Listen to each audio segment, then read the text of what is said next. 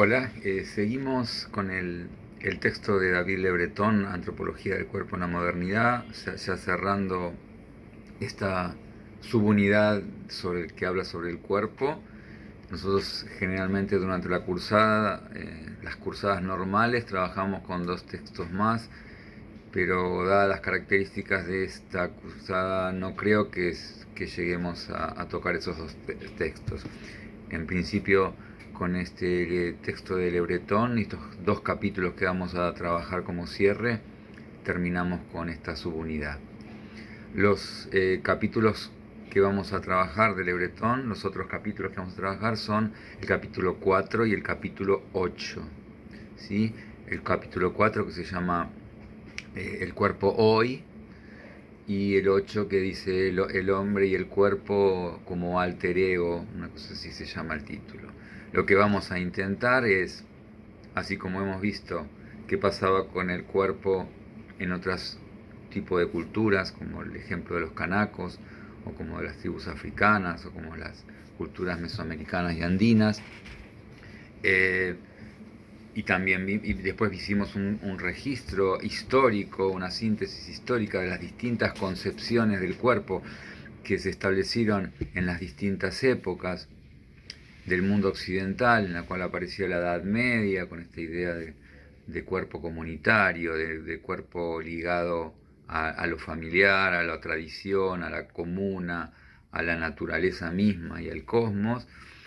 Se va propiciando a partir del llamado Renacimiento y más ese cuerpo anatomizado, en ese cuerpo que empieza a separarse de la persona, y luego esto acentuado en el mundo moderno con el siglo XVII, con Descartes sobre todo como ejemplo paradigmático, en donde ya se ve este cuerpo capitalista, ¿no? Este cuerpo productivo, este cuerpo máquina, este cuerpo que es parte de esa naturaleza que está separada de nosotros. Entonces nosotros pasamos a ser ese sujeto, pasamos a ser sujetos racionales, eso es lo que somos, res cogitans, que tenemos un cuerpo como una especie de máquina, de herramienta, de instrumento, así como utilizamos la naturaleza para transformarla a los efectos de nuestros intereses productivos. El cuerpo también no deja de ser una pieza más, un engranaje más en esa maquinaria, ¿sí? Yo lo que voy a hacer antes de empezar con estos capítulos 4 y 8 es hacer alguna serie de aclaraciones por los trabajos que he visto de ustedes, y que tienen que ver con la manera de entender el estudio de un estudiante universitario, ¿sí? Eh, yo lo que veo, lo que estoy viendo, y se lo he tratado de transmitir varias veces a través las correcciones, es esto de generar un nivel de análisis de los textos demasiado por arriba, demasiado superficial, que yo creo que tiene que ver con no leer de la manera que se debe leer para estudiar. Yo digo que, y no lo digo yo, lo dijeron varios antes que yo, leer es releer. En el estudio leer es releer. No basta leer una vez para comprender textos que son complejos. Lo mismo cuando yo miro una clase como esta, una clase, un video. No basta con mirarlo y escucharme, o llevárselo en los auriculares en el colectivo o caminando y escucharlo. Es necesario tener un cuaderno, tener una virome, anotar las dudas, volver a leer, anotar una frase, algo que les parezca productivo. Y lo mismo cuando leo el texto. No basta con ponerme a leer, sino que tengo que tener algo donde yo tengo que escribir. La escritura, escribir lo que estoy leyendo, anotar, subrayar, hacer preguntas al texto, es lo que me permite realmente apropiarme de aquello que estoy analizando, ¿sí?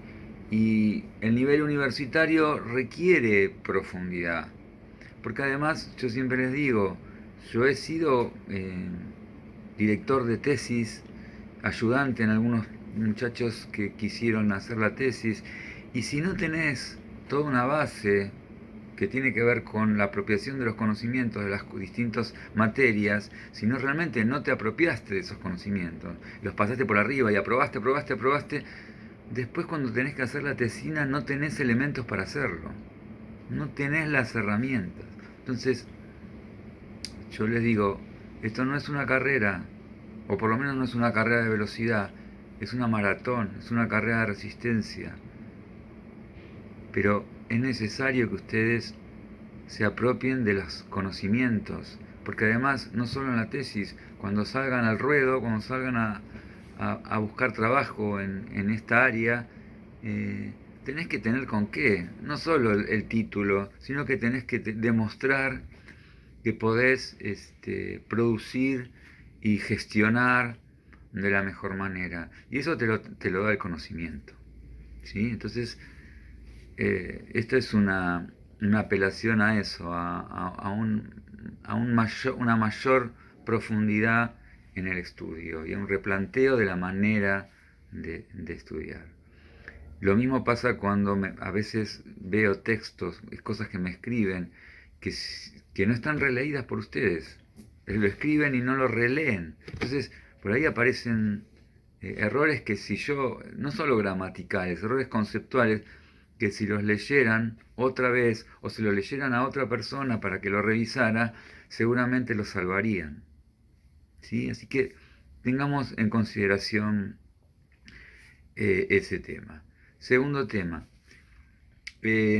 aclarar un poco cuando Le Breton y otros autores hablan del concepto de naturalización. ¿Qué quiere decir? Porque me parece que ahí hubo también algunas confusiones. Naturalizar, ¿qué estamos queriendo decir? La naturalización no quiere decir que yo estoy pensando que algo es del orden de lo biológico, de lo natural. Justamente es todo lo contrario. Desde una perspectiva social, naturalizar quiere decir que se vende o se transmite que algo es natural cuando en realidad no deja de ser una construcción social, no deja de tener que ver con relaciones de poder. ¿Sí? Para un yanqui del siglo XIX del sur, de Estados Unidos, tener esclavos era natural. Que los negros fueran los que trabajaban la tierra y apenas pudieran obtener algo para su subsistencia y nada más, y no salir jamás de la miseria y de la pobreza, era algo del orden de lo natural, era una naturalización. Las relaciones que tenían que ver de género, del hombre y la mujer, se consideran naturales. Que una mujer a principios del siglo XX no pudiera votar, o no tuviera derechos políticos, o no tuviera la oportunidad de asumir cargos políticos, era visto como algo natural, como era de la naturaleza del hombre y la mujer. Y esto mismo lo podemos ver en el tema de la corporalidad y del deporte. Porque en los primeros Juegos Olímpicos modernos la mujer no aparece? ¿Por qué aparece recién a mediados del siglo XX pudiendo competir en una maratón? Esto tiene que ver con naturalizaciones. Y lo que se trata de hacer desde las ciencias sociales, desde la antropología, la sociología y demás, es justamente desnaturalizar eso que se establece como. Otro tema que es preciso que anteceda la introducción a estos capítulos 4 y 8 tiene que ver con el momento contemporáneo, este momento que estamos viviendo. Así como hemos visto, Edad Media, Renacimiento, Edad Moderna, nosotros nos hallamos, cuando Le Breton habla del cuerpo hoy, en este libro que es del año 90, está hablando de una etapa diferente. O sea, evidentemente nosotros hemos salido de la llamada modernidad, que tenía una serie de características que tenía que ver donde había una concepción del cuerpo que ya hemos analizado que eso se desprendía hacia ciertas conductas corporales, concepciones de lo éticas y morales de lo corporal, hacia algunas formas de practicar deportes o de practicar prácticas corporales, que evidentemente desde, podríamos decir, de los años 60, 70, han ido mutando, han ido cambiando de una manera bastante importante, lo que hace pensar es que estamos saliendo de la modernidad e ingresando en otra etapa, que tiene actualmente innumerables nombres, como posmodernidad, modernidad tardía, postindustrialismo, modernidad líquida, eh, condición póstuma de la humanidad. Distintos autores intentan definirlo de una manera diferente, pero lo cierto, lo que podemos sí asegurar, es que estamos en un momento distinto. Y todos estos cambios, que son a todo nivel, digamos, sociales, culturales, políticos, económicos, también inciden en las concepciones del cuerpo, también inciden en las prácticas corporales que se llevan adelante en la actualidad, en la forma de practicar deportes o distintas actividades físicas, que tienen que ver con estos cambios que se están produciendo en el mundo. O sea, ustedes piensen que la modernidad marca claramente ciertas características, como dijimos, el individualismo, ¿sí? La competencia, la necesidad del récord en el deporte, por ejemplo, en la performance, en el récord. Todo este registro de los récords nace a fines del siglo XIX, principios del XX, esta importancia que tiene el récord deportivo, esta idea del esfuerzo que tiene que ver con este cuerpo que debe ser productivo, este cuerpo máquina que debe ser productivo, en la fábrica, pero también tiene que ser productivo en su corporalidad y en su actividad física, en el deporte. El esfuerzo tiene un valor intrínseco.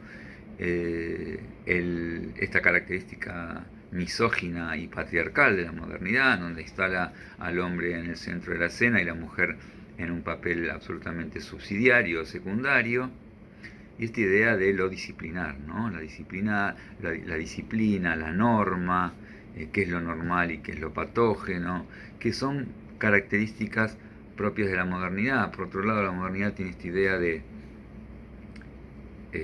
gran fe o confianza en el progreso lineal, una vez que el hombre se ha instalado como sujeto racional a través de la razón y de las ciencias. El sujeto moderno del siglo XVII, XVIII, XIX, dice, bueno, a través de la razón, ahora que nos hemos erigido en el centro como sujetos racionales, y a través de la ciencia vamos a dominar la evolución hacia un progreso ilimitado e infinito. Esta idea de grandes relatos totalizantes quiere decir grandes explicaciones de todo, que surgieron con las ciencias y con el siglo XVIII-XIX, también es una característica propia de la modernidad, ¿sí? El liberalismo, el comunismo, todas estas pensamientos son globalizantes, totalizantes, tienden a explicar de manera absoluta todo. Hay una confianza absoluta en la racionalidad del hombre, ¿sí? Esta confianza en el progreso y en la razón empieza a desmoronarse por un montón de acontecimientos históricos que van poniendo en duda muchas de las certezas que la modernidad establecía como paradigmáticas y como insustituibles. La guerra, la Primera y Segunda Guerra Mundial, es un claro ejemplo de este momento de, bueno, la razón también genera sus propios monstruos, y podemos hablar ahí claramente de un proceso involutivo o descivilizatorio. Los efectos colaterales o secundarios que, que ha tenido esta tecnología, este dominio de la tecnología, estos avances tecnológicos en cuanto a la contaminación ambiental, a las modificaciones que ha generado en el mundo animal, vegetal, en el mundo en general, en el cambio climático. Evidentemente también vienen a poner por lo menos unas señales de alerta fuertes en el sentido de, bueno, hasta qué punto este dominio de la naturaleza genera procesos que mejoran nuestras condiciones de vida. Esto también debe ser dicho. Por otro lado, lo que se genera también es esta idea de cierta rigidez en un sistema que se naturaliza, como les dije antes, pero que en vez de generar condiciones de igualdad para todos, lo que ha demostrado es que ha generado unas clases sociales bien diferenciadas, muy jerarquizadas, con un gran porcentaje de la población mundial sumido en la pobreza. Actualmente se calcula que de los 7.000 millones de habitantes del mundo hay 1.000 millones que sufren hambre, y no por falta de alimentos, porque la producción de alimentos excede en mucho las necesidades de toda la población, pero esto tiene que ver con problemas o un sistema político y económico que genera esa desigualdad. No es un simple efecto colateral, un efecto indeseado, sino que es estructural y que es producto de las políticas sociales y económicas que estos modelos han implementado, ¿sí? Y por otro lado, se empieza a resquebrajar todas estas teorías totalizantes, estos grandes relatos, ¿no? Los que estudian este periodo posmoderno hablan de el fin de los grandes relatos, ¿sí? Estos grandes relatos que pretenden explicarlo todo empiezan a ser discutidos, y empieza a plantearse las cosas de una manera más, ¿cómo decirlo?, más prudente, más pequeñas. Los conocimientos no pretenden saberlo todo, sino que buscan un análisis de singularidades y de pequeños eventos y acontecimientos que suceden sin querer explicarlo todo. Podemos decir que hemos dejado de ser una sociedad industrial propia del mundo moderno ya se está hablando de una sociedad postindustrial.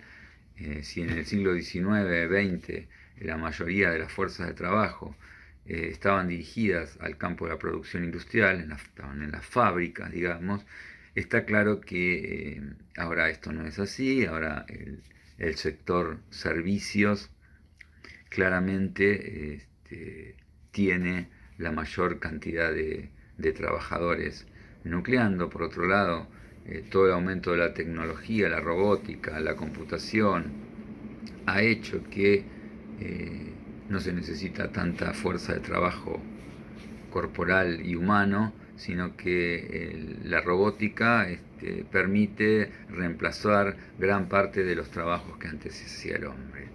Se habla de que ya hay montadas fábricas de autos que por ahí requieren, enormes fábricas de autos que requieren 3 o 4 personas que aprieten botones, y eso hace que también se produzca algún problema en cuanto a, bueno, y la fuente del trabajo, esos trabajos que se pierden porque la robótica lo hace más eficiente y lo hace más rápido y lo hace con menor costo, hace que haya gente que se quede sin trabajo.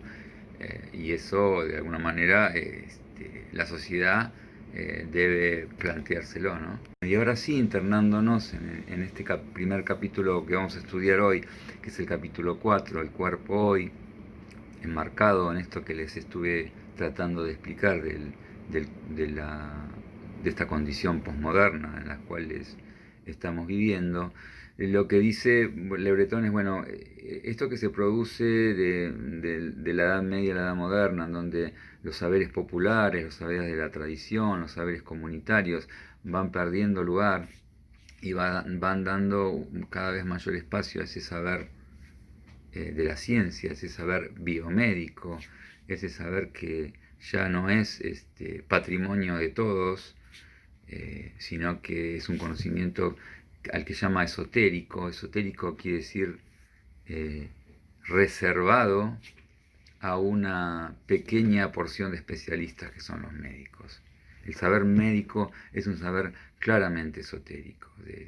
Se lo puede ver en múltiples ejemplos, como, como el médico no explica demasiado, en general no explica demasiado, no da a saber sus conocimientos. Si escribe una receta, la escribe en una letra ilegible, lo que parece una nimiedad, una tontería, pero tiene que ver con esta necesidad de sostener un saber para sí y no transmitírselo. Y eso también tiene que ver con un poder del cual yo me quedo. Si yo tengo un saber que la comunidad no tiene, me coloca en un plano superior dentro de esa modernidad.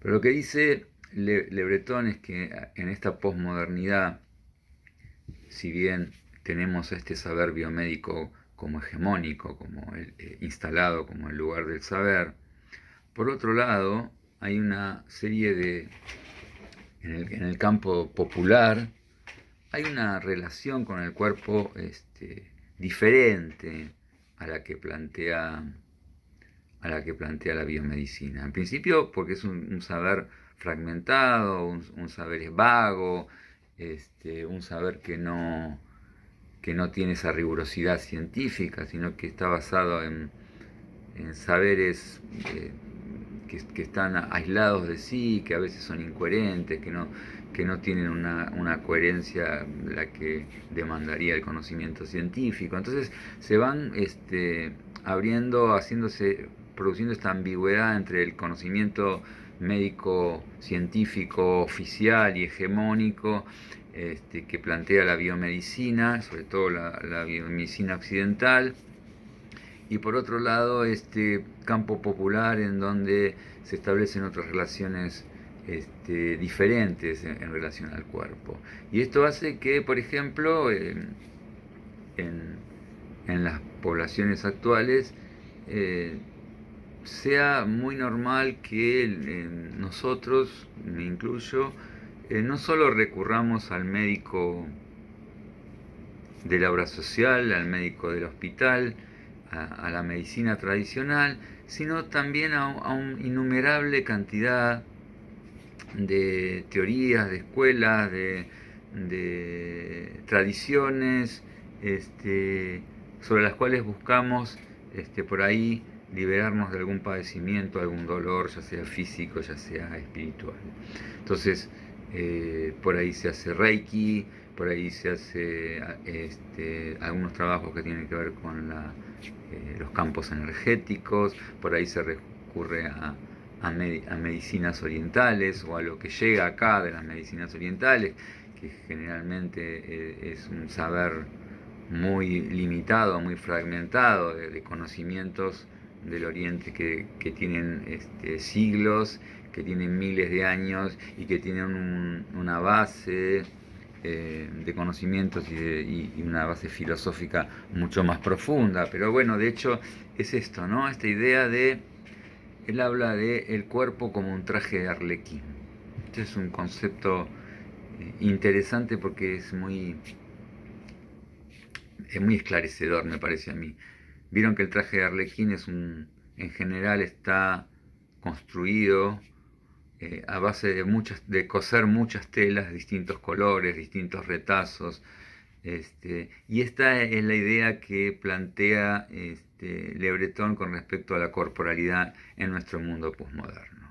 ¿Sí? El hombre de un pueblo puede ir al médico, pero también puede ir al curandero. ¿Sí? Puede ir a un médico, pero puede ir a un osteópata.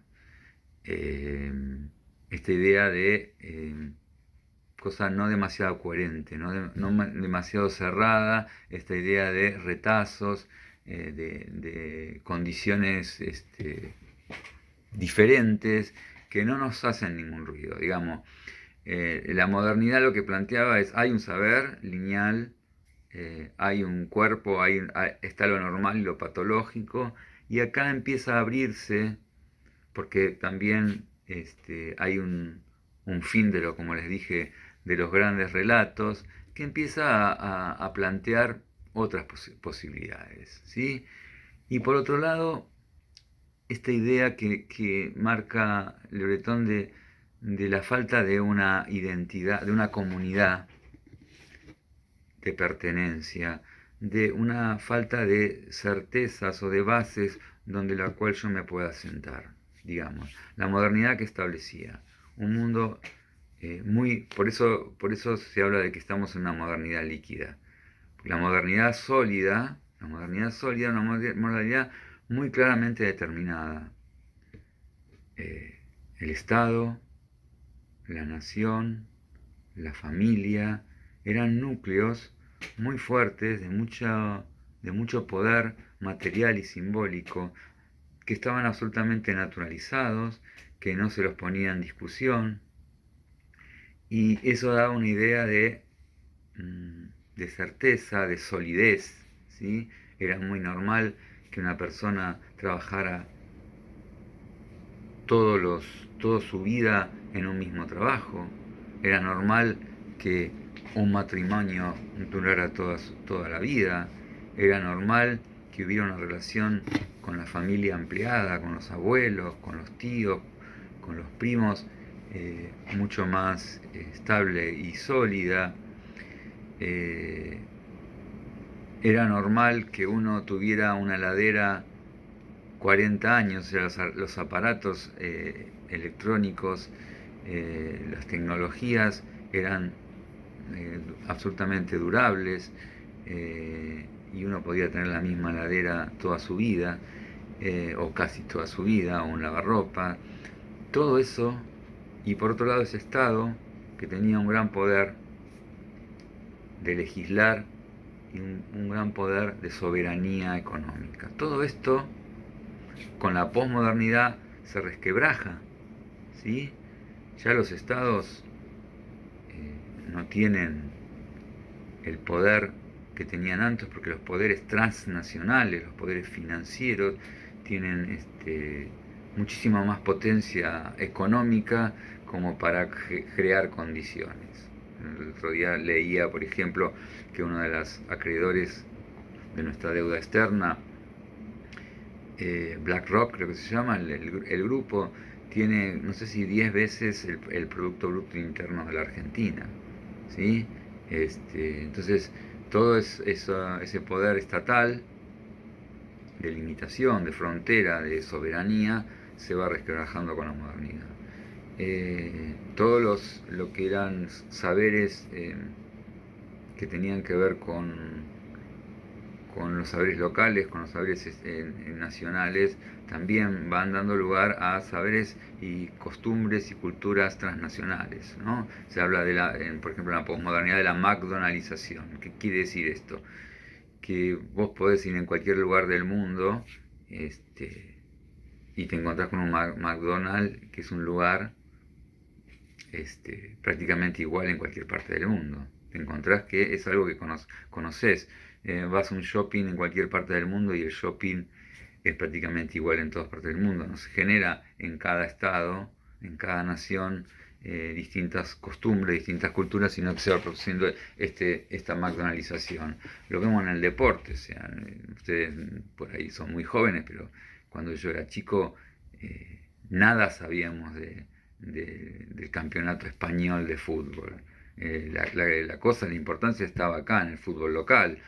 Nada sabíamos de la NBA, del fútbol americano. Había un conocimiento, pero era mucho más vago, mucho más difuso y que no generaba el interés que por ahí genera actualmente. Y eso tiene que ver con la debilidad que van estando los estados-naciones en función de estos poderes transnacionales, del poder de globalización. ¿Sí?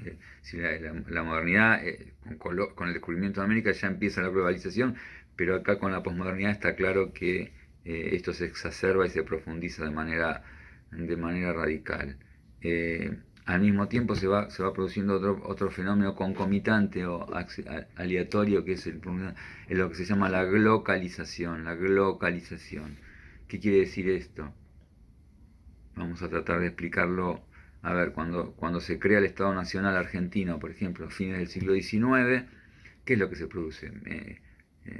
Había distintas culturas, había distintas costumbres, había distintos pueblos originarios, cada uno con sus costumbres, con sus culturas, con sus dialectos. Todo esto, estas culturas, costumbres y dialectos locales se pierden o se van tratando de eliminar y de ir quitando el poder para dar un poder estatal nacional unívoco, que es el Estado Nacional Argentino, con su ejército, con sus agentes recaudadores de impuestos, con su único lenguaje, que es el castellano, y eso va quitando poder a los saberes locales.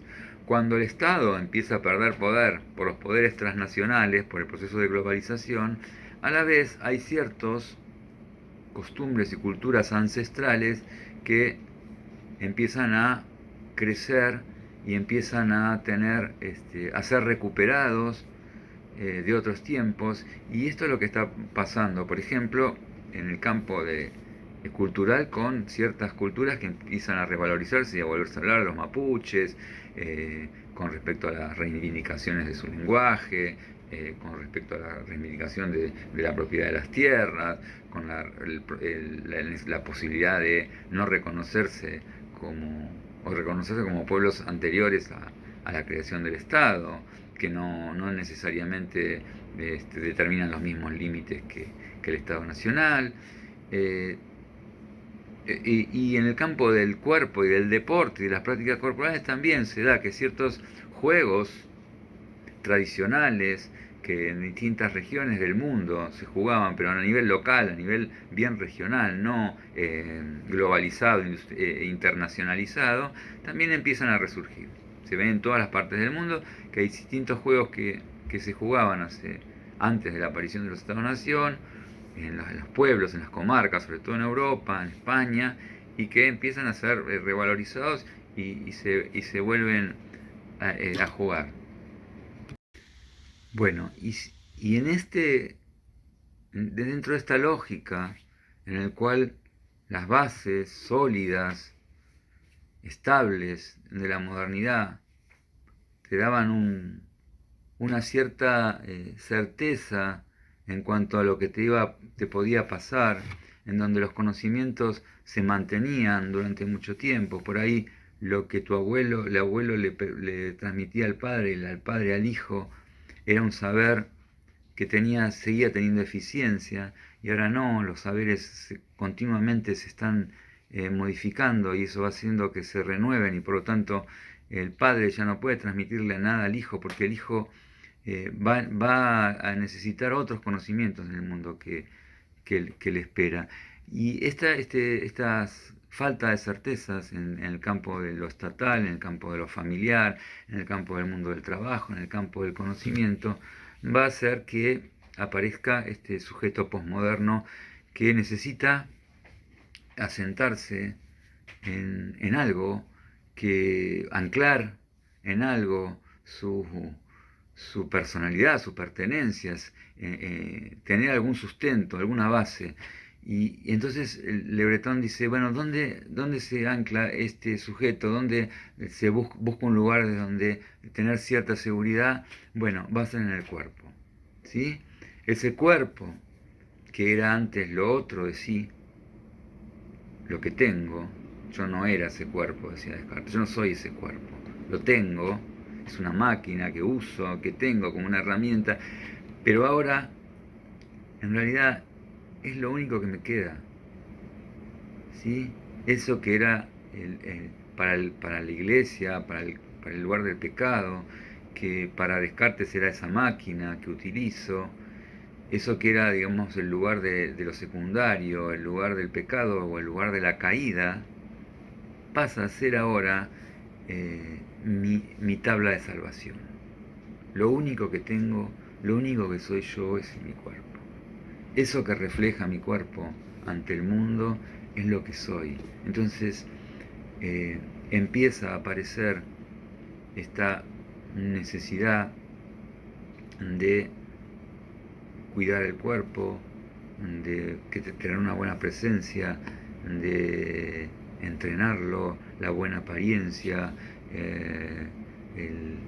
el retraso de la vejez, todos los elementos, toda la industria, todo lo que está montado en función de, de tener una apariencia saludable, de ser joven, de ser fuerte, de ser saludable, y todas las prácticas corporales que van surgiendo en ese sentido. Por eso Le Breton va a hablar del hombre como alter ego, en donde ya el cuerpo pasa a ser casi lo único importante, ¿sí?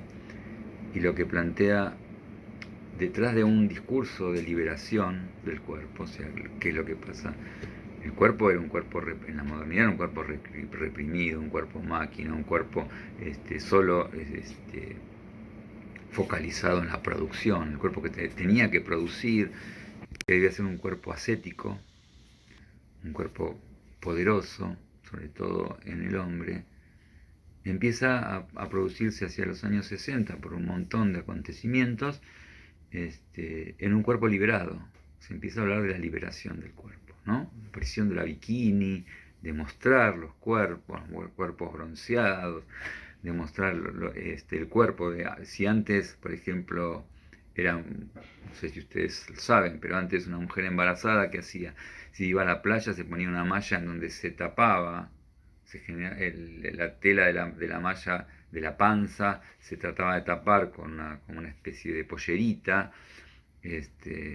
Empieza a liberarse eso y la panza se empieza a mostrar y casi es un orgullo mostrar esa panza. Y aparece el movimiento hippie, con esto del sexo libre y la liberación del cuerpo, y el cuerpo no es el lugar del pecado, y aparecen los movimientos feministas en donde se empieza a reclamar otras relaciones distintas a las patriarcales y misóginas propias de la modernidad. Aparece el Mayo francés en el año 68, hay una revuelta estudiantil en París muy importante, en donde hay una serie de cuestionamientos a la vida moderna y a la vida occidental moderna y capitalista. Todo esto va generando otra relación con el cuerpo. Lo que dice Le Breton es que, si bien esto lo podemos dar como aspectos positivos de la posmodernidad, que viene a cuestionar muchos de los grandes postulados naturalizados por la modernidad, lo que dice Le Breton es que no deja de persistir, no deja de mantenerse la dualidad, ¿sí? Esta imposibilidad de generar una condición integral del ser humano, de la persona. Si antes el lugar central en esta dualidad lo tenía la razón, la res cogitan, y el cuerpo era un instrumento, una máquina, ahora lo que se va a producir es justamente se va a sostener esta dualidad, en donde lo único que aparece es ese cuerpo como lugar de referencia del sujeto. No logra integrarse integralmente una idea de sujeto ligado a la comunidad, una idea de corporalidad ligada a la persona, integrada a la persona. Se mantiene esta dualidad en la cual el cuerpo ya pasa a ser el lugar de la necesidad de la apariencia, ¿no? Ser joven, estar bien, tener bien la piel, bien el cuerpo, bien tonificado, lo que él llama el bodybuilding, y toda la industria que se monta en función de esta necesidad de tener el cuerpo maravilloso, porque ahora esta sociedad es una sociedad de la apariencia, de mostrarse, de lo que se ve. No importa lo interior, sino lo que muestro y el lugar en donde muestro justamente es mi cuerpo. ¿Sí? Entonces, todo aquello que ustedes conocen, que tiene que ver con la aparición de los gimnasios, del spa, del runner, que digo que no estoy poniéndolo en términos negativos, pero que a veces si se vacía de contenido integral, pierde sustancialidad, ¿no? Se convierte en una el cuerpo se convierte en una especie de cáscara vacía, una cosa que solo está eso y por dentro no hay nada más. Le Breton intenta poner luz o poner la crítica en esa persistencia de la dualidad.